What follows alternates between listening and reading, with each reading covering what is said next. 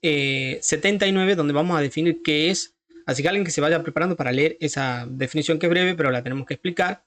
Entonces dice, la caridad es una realidad creada, dice, un hábito sobrenatural que Dios infunde en el alma, ¿sí? Por ello puede definirse de la siguiente manera, ¿sí? Y hay alguien, por favor, que lea esa breve definición y la explicamos. Leo, profe. Sí, sí. Una virtud teologal infundida por Dios en la voluntad, por la que amamos a Dios por sí mismo sobre todas las cosas, y a nosotros y al prójimo por Dios. Hasta ahí. Muchas gracias, Vero. Bien, entonces vamos a explicar primero así generalmente y luego detalladamente qué quiere decir esta definición en base, digamos, en relación con la naturaleza, ¿no? O sea, ¿qué es? Porque la naturaleza siempre viene a responder qué es, ¿no? ¿En qué consiste? ¿Cuáles son sus cualidades? ¿Qué es, no? Entonces dice, la caridad primeramente es una virtud teologal, es decir, una virtud que tiene a Dios, dice mismo, como sujeto directo.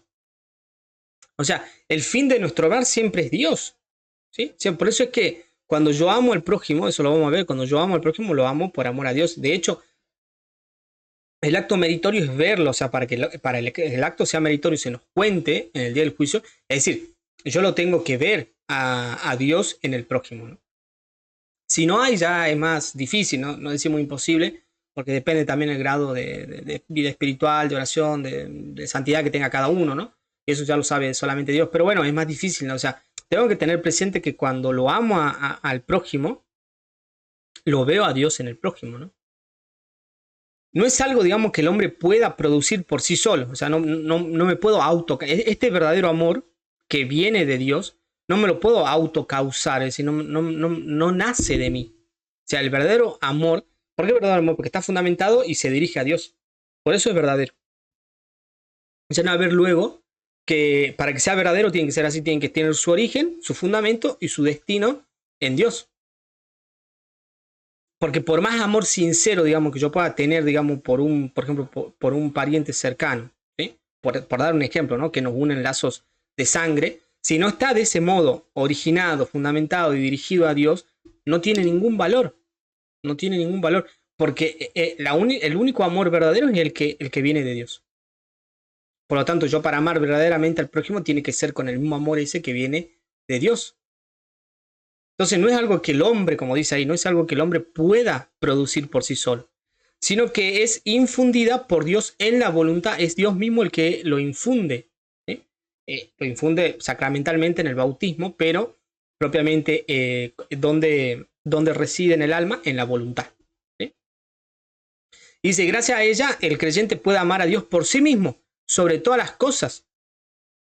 Por sí mismo, es decir, por lo que Dios es, no por lo que me da. Y ese, digamos, el amor justamente heroico de los santos, ¿no? Es decir, o de los fieles que han practicado la santidad, ¿no? Porque bueno, hay muchos que han practicado la santidad y no sabemos, no lo hemos conocido porque no pasaron los altares, pero ciertamente hubo muchos más creyentes cristianos que practicaron la santidad, ¿sí? En ese sentido. Entonces, ese es el amor heroico de los santos. O sea, lo aman a Dios por lo que Dios es, no por lo que Dios le da, ¿sí? Entonces, van a ver que por ahí mucha gente que es principiante en las cosas de Dios, por decirlo de alguna manera, y bueno, se enoja cuando Dios no le da algo, ¿no? Entonces, claro, tu amor no era sincero, o sea, porque vos estabas esperando algo, así. Y no, o sea, el verdadero amor es amarlo a Dios por lo que Él es, o sea, por sí mismo, no por lo que me va a dar. Por eso Santo Tomás lo describe bien al final de su vida. Jesús justamente le dice, Jesús se le dice según digamos, los discípulos de Santo Tomás, y también él tenía un digamos, alguien, digamos, como un secretario personal, ¿sí? Un secretario personal. Cuenta el testimonio ese, es decir, Jesús se le apareció y le dice, ¿no? Bueno, has hablado muy bien de mí, ¿no, Tomás? Entonces, ¿qué quieres en recompensa? Le dice Jesús. Y Santo Tomás le dice, no, a ti, solo a ti, Señor. ¿Se entiende? Entonces, ese es el punto, ¿no? Ese es el punto, digamos. Entonces, amar a Dios por sí mismo, ¿no? Sobre todas las cosas, es decir, nada puede ocupar el primer lugar en mi corazón. Es así. Ese es el verdadero amor. Por eso es que muchas veces pasan, digamos, tantos crímenes horrendos, digamos, ¿por qué? justamente cuando pasan esos, mucha gente desconoce ese punto, digamos, cuando pasan esos crímenes que son muy horrendos, cualquier tipo, pero que sea de un horror bastante elevado, es porque o esa persona que cometió ese crimen o se puso ella primero o la puso a la otra criatura en primer lugar. ¿Sí? Entonces, por eso pasan, digamos, de un punto de vista espiritual, pasa por eso.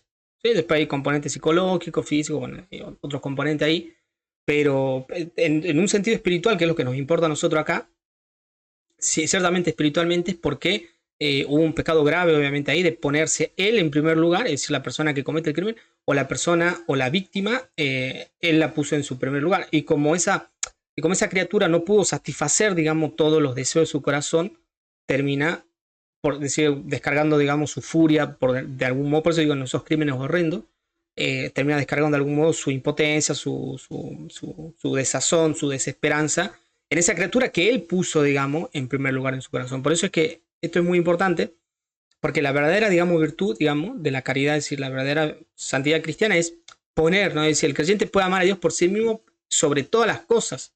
Nadie puede ocupar. Es muy peligroso poner no solamente una criatura, sino cualquier cosa creada, ¿no? Es decir, cualquier cosa creada, digamos, en primer lugar. Es muy peligroso. ¿Eh? Y también amar al prójimo y a sí mismo, pero siempre en referencia a Dios. ¿Sí? Es decir, cuando yo tengo la referencia última en Dios, es decir, Dios es mi referencia última, entonces ahí sí puedo amar al prójimo como corresponde y también a mí mismo, ¿no? Todo esto significa que la caridad no se limita a un afecto humano o a un sentimiento pasajero, ¿sí? La caridad no se limita a un efecto humano o a un sentimiento pasajero. Y eso es muy importante, sobre todo en nuestra época, que a cualquier cosa le dicen amor, ¿sí? A cualquier cosa. Y es así. Y es así, no es un cliché ni algo repetido así por repetirlo porque todos lo repiten, sino porque es así, digamos. Sinceramente es así, digamos. Nosotros a cualquier cosa le decimos hoy amor y no. O sea, el amor de Dios, es decir, la caridad, no es un afecto humano o un sentimiento, porque justamente el amor humano por eso no puede estar fundamentado en nada. O sea, el amor verdadero tiene que estar fundamentado solamente en Dios. Porque si está fundamentado en algo que no es Dios, es algo pasajero. Es así. Porque lo propio de nosotros es el cambio, es decir, en sí la imperfección propia de nosotros, digamos, ¿en qué sentido el hombre se perfecciona? Con la gracia. Porque si nosotros nos quedamos en el estado natural de nuestra existencia, es un estado imperfecto. Entonces está sujeto al cambio, digamos, al vaivén de los sentimientos, como dice ahí. Entonces termina siendo, digamos, cualquier cosa que yo fundamente en mí mismo, está destinado al fracaso, digamos. Cualquier cosa en la vida que yo lo quiera fundamentar en mí mismo, está seguramente condenado al fracaso, ¿no? Está destinado al fracaso, ¿no? Y es un amor, dice, que nace de la gracia y que coloca a Dios como el motivo último, ¿sí? Porque la gracia, recuerden que es el principio de vida nueva, es decir, la vida de Dios en nosotros. Eso es lo que es la gracia en el alma. Entonces, por eso ese amor nace, o sea, el amor, digamos, el amor de Dios, cuando uno lo empieza a experimentar en el alma, tiene su principio, digamos, primero, o su fundamento, en que ya hemos sido justificados, es decir, digamos, hechos santos por la gracia, ¿no? Y que coloca a Dios como el motivo último, ¿no? Es decir, entonces a partir de ahí, al tener verdadera experiencia del amor de Dios, entonces ahí el cristiano, digamos, identifica que su felicidad última es Dios. Y esa es la propia vida de los santos. Pero, digamos, ese es el principio, digamos, de la vida espiritual, de la vida de santidad. Cuando identifico, digamos, que Dios es el fin último, ¿no? Pero ese es el principio, no el fin, sino el principio de un largo camino de santidad, ¿no? Por eso dice, cuando amamos al prójimo, no lo hacemos simplemente porque nos agrada o porque nos resulta útil. ¿Eh? Eso es muy importante, porque si no es filantropía, no es caridad. Eso es filantropía, es decir, hacer el bien, digamos, porque eso me hace sentir bien, o por cualquier otra cosa, o porque la otra persona me cae bien, por el motivo que sea, y hago un acto, ahí sería más bien un acto de solidaridad, digamos, un acto de filantropía, que no es caridad, no hay que confundir, porque, digamos, filántropo hay un montón, digamos, en el mundo, ¿no? Hay un montón de gente famosa que practica la filantropía, claro, pero eso es filantropía. Eso no es caridad, digamos. ¿Eh? Porque cuando amamos al prójimo según la definición de virtud que estamos estudiando, no lo hacemos simplemente porque nos agrada, nos hace sentir bien o porque nos resulta útil, ni mucho menos porque queremos conseguir con eso otra cosa. Porque claro, ahí está la cuestión, digamos, yo no sé, digamos, si los que practican filantropía lo hacen, digamos, que eso, digamos, es todavía más deplorable, digamos, si lo hacen, digamos, porque quieren obtener reconocimiento humano, porque puede ser, o sea, en el estado actual de las cosas, y teniendo en cuenta nuestra naturaleza viciada por la concupiscencia, por el pecado original, eh, cualquier cosa es posible. Entonces, muchas veces tal vez hay que ver, puede ser que yo haga, digamos, un acto de filantropía porque quiero que alguien me reconozca, ¿no? O sea, recibir reconocimiento, fama humana, ¿no? Es decir, mundana, digamos. Entonces no lo hacemos simplemente porque nos agrada o porque nos resulta útil, sino porque en él reconocemos la huella de Dios, ¿sí? O sea, lo vemos a Dios en él. Sería como acá el término que utiliza, la huella, ¿no? Es decir, vemos a alguien hecho a imagen y semejanza de Dios y que tiene posibilidad de salvarse. Eso es lo importante. Ahí están las dos cuestiones. Ahí está la cuestión, digamos, natural y sobrenatural. La cuestión natural es cuando veo la huella de Dios en el prójimo, a través de la virtud de la práctica, la virtud de la caridad. Por un lado veo lo natural, en el mismo acto veo lo natural, que es ser hecho a imagen y semejanza de Dios. Y por otro lado veo lo sobrenatural también en él, como una posibilidad que tiene esa criatura, digamos, de alcanzar la vida eterna, ¿no? Y ahí estoy complementando las dos cosas. Lo estoy viendo de modo natural y de modo sobrenatural, ¿no? De igual modo, el amor a uno mismo no es egoísmo, sino cuidado, dice, de la propia vida en cuanto don recibido de Dios. ¿Sí? Entonces, la vida no me pertenece, o sea, mi vida no me pertenece. Entonces, digamos, todas esas cosas infundadas que se dijeron respecto al aborto, es decir, como que mi cuerpo es mi derecho, son todas patrañas, y en última instancia son todas, digamos, cuestiones que vienen instigadas por el demonio, porque solamente el demonio puede decir una soncera así, digamos, y lo otro que repiten, digamos, por decirlo en palabras bonitas, digamos, o sea, solamente un personaje tan nefasto así como el demonio puede llegar a infundir en alguien, decir eso, ¿no? Es mi cuerpo, es mi derecho. O sea, respecto al aborto, ¿no? Respecto al crimen horrendo del aborto, ¿no? Entonces, mi vida no me pertenece, ¿sí? Es un don recibido de Dios, ¿sí?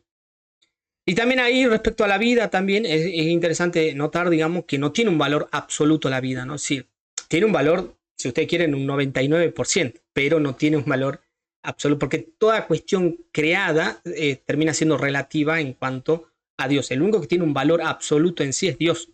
Por eso digo, nuestras vidas no nos pertenecen, son dones, es decir, hemos recibido la vida porque hemos sido sacados de la nada. Y bueno, eso muchas veces al hombre promedio le cuesta reconocer, aún la persona que es cristiana, le cuesta reconocer, digamos, que la vida es un don de Dios, es decir, algo que hemos recibido y que algún día tenemos que, como como dicen algunas canciones, tenemos que devolverla, ¿no? Digamos, en un sentido popular, ¿no? En folclore, bueno, esa vida hay que devolverla, ¿no? Y hay que devolverla en el mejor estado, ¿no? Ese también es el punto, ¿no? Sí. No hay que devolverla así nomás, porque es un regalo, ¿sí? Entonces, en ese sentido hay que presentarse, digamos, de la mejor manera delante de Dios, ¿no? Entonces, tanto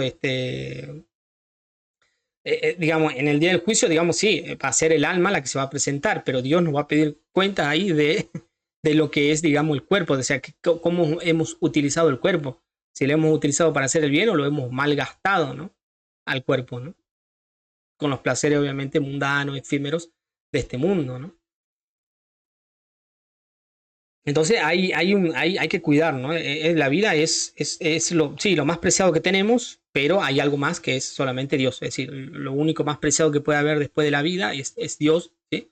En ese sentido, eso también, porque eso también muchas veces se malentiende. Es decir, no, bueno, sí, pero hay algo más. O sea, sí, es lo más, la vida es lo más, ¿sí? Pero hay algo más que es Dios, ¿sí? Entonces, en síntesis, la caridad ordena todo el amor humano hacia Dios, ¿sí? La caridad ordena todo el amor humano hacia Dios y Él es la razón por la que amamos y en Él se fundamenta la posibilidad de amar de manera verdadera y plena, ¿sí? Él es la razón por la que amamos y en Él se fundamenta y en eso va a girar, va a versar, digamos, toda la caridad. En este principio, Él es la razón por la que amamos y en Él se fundamenta la posibilidad de amar de manera verdadera y plena, ¿no? Y eso es importante, de manera verdadera y plena, ¿no? Y por eso se dice que la caridad es la virtud cristiana por excelencia, porque nos une directamente con Dios y nos permite amar a todas las cosas en Él y por Él. ¿Sí? Y obviamente, sí, de un punto de vista de fe, de un punto de vista obviamente ya movido por Dios, ¿no? Como causa primera, guiados por el Espíritu Santo, obviamente uno puede, por todo eso, decir, ¿no? Bueno, en un plano sobrenatural, o sea, de vida en gracia, decir, bueno, todo es gracia, ¿no? Es decir, que es el comienzo de la vida mística, ¿no? Es el comienzo. Eh, pero luego en un plano natural de nuestra existencia, y lo que hay que reconocer siempre en un plano meramente natural de la existencia, es que somos criaturas, es decir, somos seres contingentes, finitos, limitados, imperfectos. Y eso también muchas veces cuesta. Cuesta y por eso salen diciendo tantas barrabasadas, digamos, por decirlo en palabras bonitas, digamos, respecto a eso, ¿no? Es decir, yo con mi cuerpo hago lo que quiero, bueno, porque hay, digamos, más allá de la cuestión sobrenatural y la cuestión de fe, hay algunas cuestiones ahí que no se tomaron en cuenta, digamos, en el plano meramente natural de la existencia, ya dejando de lado la cuestión de fe, hay un error, digamos, un yerro, podemos decir, respecto a eso, ¿no? Respecto a quién soy según la naturaleza, ¿no? Que tengo. ¿Sí? Por eso es que muchas veces se dice, cuando la persona cae de lo sobrenatural, es decir, cae de la gracia, no termina, digamos, tarde o temprano, va a terminar, digamos, practicando, haciendo obras antinaturales, como por ejemplo es porque creerse, digamos, que uno es totalmente autónomo, digamos, es un disparate y es algo que termina siendo antinatural, ¿sí? Antinatural. O sea, no por mucho tiempo, es decir, la persona que cae de la gracia, es decir, de lo sobrenatural, es decir, alguien que, por ejemplo, alguien que ha sido bautizado luego comete un pecado mortal y está en ese estado y si no, digamos, si no se arrepiente, no se convierte, no vuelve a la gracia, no se va a quedar, sí, por un tiempo tal vez se mantenga más o menos con su sano juicio, en el plano natural, pero después de un tiempo va a caer a lo más bajo que es lo antinatural. Es decir, por eso es que un pecado lleva a otro y así, ¿no? Y va a terminar diciendo cualquier cosa menos algo sensato, ¿no? Porque es así. O sea, no hay, digamos, no hay término medio, ¿no?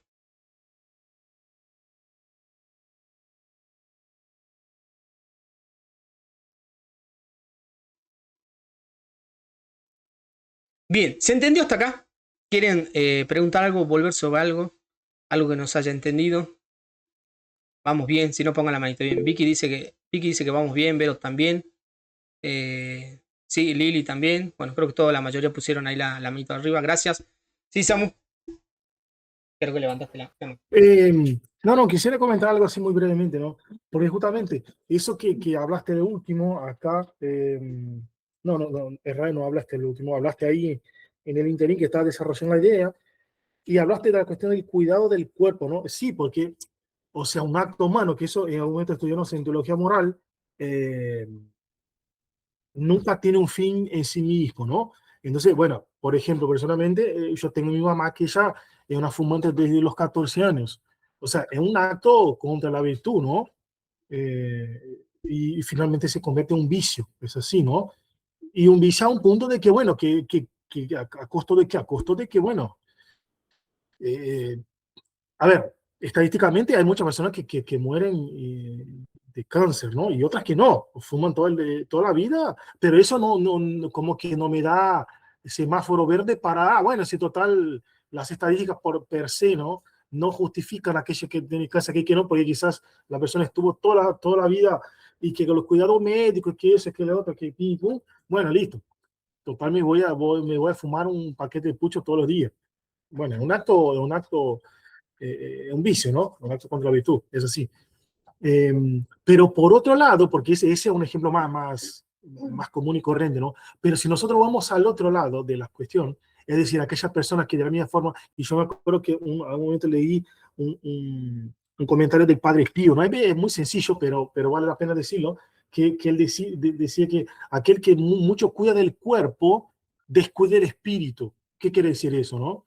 Que bueno, quizás aquella persona que no, porque yo quiero estar así, y que bueno, el gimnasio, y qué sé yo, y que tiene una dieta recontra así finísima, ¿no? Que consulta con nutricionista, que todo eso, no sé, a lo mejor en 7 días de semana el tipo va al gimnasio todos los días, y bueno, finalmente en mayor o menor punto, en mayor o menor grado, termina también pecando porque ese cuidado excesivo del cuerpo, en definitiva, si no apunta a Dios mismo, es un acto desordenado, ¿se entiende? Y bueno, y ni hablar, por ejemplo, de casos más extremos todavía, que son aquellas personas que son, eh, ¿cómo se llama en español la palabra esa? Fisiculturista, que bueno, los chabones, unos tipos que parecen, no sé, un hombro de ese tamaño así de largura, y bueno, pesando más de 130 kilos, porque bueno, están tomando cosas bueno, se aplica a caballo, ¿no? Cosas así que horrible, ¿no? Hace no sé si 4 o 5 días atrás, un chico que tenía 22 años falleció por eso, ¿no? En esos términos de estar utilizando sustancias que no corresponden, pero bueno. Ahí viene toda la mira y dice, no, porque tenía todo un sueño, ¿no? Y tenía una vida larga todavía, pero bueno, como que queriendo tapar un poco el sol con un colador, no se puede, es así, ¿no? Así que bueno, no descuidar de ese punto también es importante. Buenísimo. Sí, sí, no, tal cual. Y bueno, como siempre digo, esa cuestión del cigarrillo, ¿no? O sea, depende, ¿no? Porque por ahí me preguntó, es decir, para completar lo que dice el compañero, depende, o sea, digamos, sí, puede ser un pecado venial o una debilidad, un vicio, en el sentido de debilidad, digamos, pero puede, digamos, fumar puede ser pecado mortal, sí, depende, digamos. Por ejemplo, si yo lo fumo, digamos, teniendo, digamos, como fin causarme un daño, o en última instancia que desear la muerte, ahí puede ser un pecado mortal el cigarrillo, ¿no? O sea, fumar, ahí se constituye un pecado grave, ¿no? Un pecado mortal. Porque todo depende de la finalidad. Ustedes saben que en los actos morales, según la teología católica, mi acto va a depender siempre de la finalidad con la cual yo haga el acto. De eso va a depender si mi acto es bueno o no. Bueno, luego hay después, obviamente, cualidades que hacen, ¿no? Un acto bueno, un acto malo. Pero también es importante la finalidad, ¿no? La finalidad, o sea, más rápidamente para analizar el acto es qué finalidad me propongo yo con el acto que estoy realizando, ¿no? Y de eso va a depender si mi acto es bueno o malo según Dios, o sea, según la caridad, según el mérito, ¿no? Y luego, ¿no? Samu, ¿no? El tema de un cuidado muy excesivo sobre el cuerpo, ¿no? Y claro, eso hace que, digamos, si tenemos un cuidado muy excesivo por el cuerpo, que en realidad ya no es un cuidado excesivo, es una sobrefatiga al cuerpo a los niveles que él planteaba y que mucha gente hace, ya es sobrefatigarlo al cuerpo, además ya estamos haciendo un daño al cuerpo, pero volvamos un cacho antes, ¿no? Es decir, un poquito antes, ya igual darle una cierta importancia mayor al cuerpo, aunque sea cierta, aunque sea relativa, y ya es peligroso porque hace descuidar la vida espiritual, ¿no? Y todas las cosas tienen que estar sujetas a decir, sí, tenemos que hacer ejercicio, todo lo que te quiera, pero siempre de manera moderada, o sea, no podemos descuidar la vida espiritual por la vida, por el ejercicio físico. Es decir, o muchos, como dicen, ¿no? Le dedican una hora, ¿no? Al gimnasio, pero no le pueden dedicar 10 minutos a la oración, a eso es lo que voy, ¿no? Es decir, no, yo le dedico una hora, ¿no? Una hora entreno, pero después en su casa no le puede dedicar, aunque sea 5 o 10 minutos a la oración. Y ese es un problema. Ahí la cuestión esa se vuelve un problema, ¿no? Al menos si queremos adelantar en la vida espiritual, ¿no? Ese es el punto. Gracias, Samu. Bien, bien. Buenísimo.